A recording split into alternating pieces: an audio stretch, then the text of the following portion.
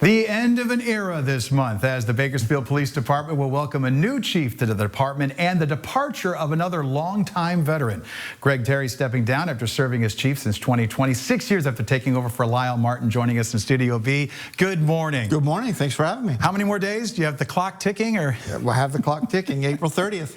April 30th. 30 years with the department. Yeah. Why now? It's time.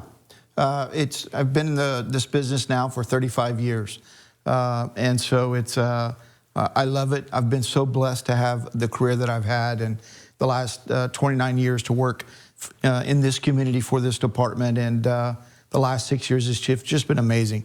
I'm excited about the future for them and for me, but it was just time. I have a wonderfully supportive family that has been with me and my wife through all of these years, and so we've talked, and it's just time.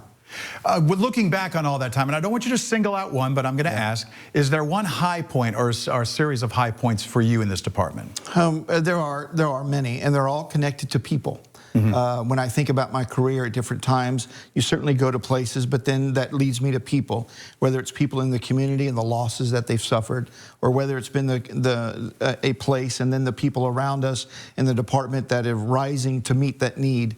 And then it's the camaraderie and the experiences and the after the call conversations, watching people grow and all of those kinds of things. Those are the things that go through my mind as I kind of reflect on the last 29 years. Is there any unfinished business in your eyes? No, and I've tried not to approach it that way. It's not about me. I really have taken the perspective that my time in the chief seat is really more of a stewardship role. And so when I think about the last 6 years, I really think about it in phases.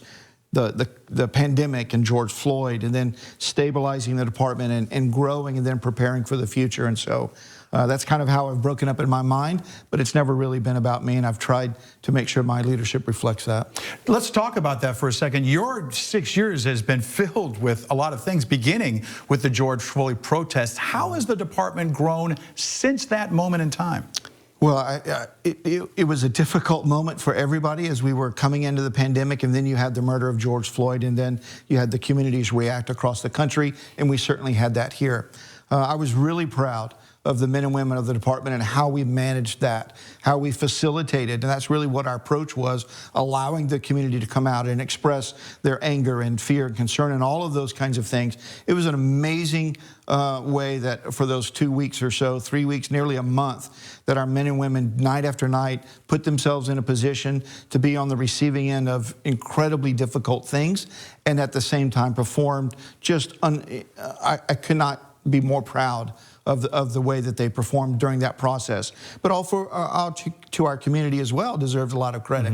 We didn't experience a lot of the devastation and rioting and those kinds of things that many communities did, and I think that says a lot about our community and both the police department. Do you see that reflected in how the department handled things like most recently the No Kings protest? Yeah, absolutely. Certainly we've learned from that in terms of tactics and strategies and all of that. But over the last couple of years too, in particular, we've really tried to position the department to be a partner in the community. I say it all the time that public safety is a shared responsibility, and we've tried to work in that way, tried to be out and engaging and listening to the community, telling them what we're doing, but also listening to what their needs and concerns are and trying to be responsive to that rather than deciding for the community what they need. And that's really what we've been trying to do. We have a whole new division that was created, the Community Engagement Division, that is out there about relationships, about problem solving, about crime fighting, but also developing those relationships of trust so that the community believes that we are there for them. And I think we've made a lot of gains in that over the last couple of years. Now, we've talked a little bit about, over the years, the Monitor report, the DOJ investigation and whatnot. Do you see a lot of this, what you're talking about right now, as a product of that, or just a natural migration of how things have gone for officers in your department? Yeah, I think both of those. I think our philosophy has been to develop a community policing organization, and that means a lot of things. That means problem solving. It means focusing on the things that matter most to the community and making sure that we're using data to inform us of what that is and be responsive to that. Certainly the elements of the stipulated judgment and the work that's required of that goes along and complements a lot of that, and we're a better department today because of that. There's no question about it. It is difficult, it is expensive, it is intensive in terms of the work and the resources resources that it requires. But we're still working through it. But we're certainly a better department for both of those things today. You know, and then people, you know, it's not like a a cure-all for everything out there. Yeah. We just had the Half Dome shooting on Half Dome Way on Easter Sunday type of a thing. And so it hasn't changed the approach for the department when it comes to the investigation and whatnot as far as those things. No, absolutely not. We are still laser focused on public safety and protecting this community. And so over the last couple of years, our numbers of arrests and calls for service have stayed pretty steady.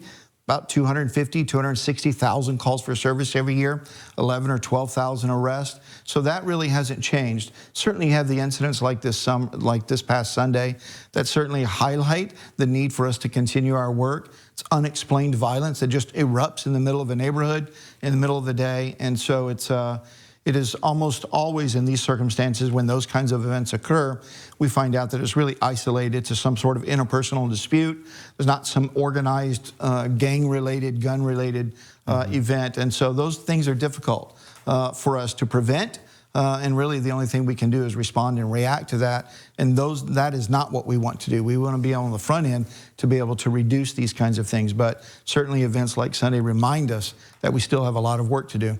You've been active in the listening sessions regarding the BPD, and the city has held listening sessions as well. Brent Stratton now coming in and taking over this role. You see him continuing in this same pattern? Yeah, Brent is a very smart man.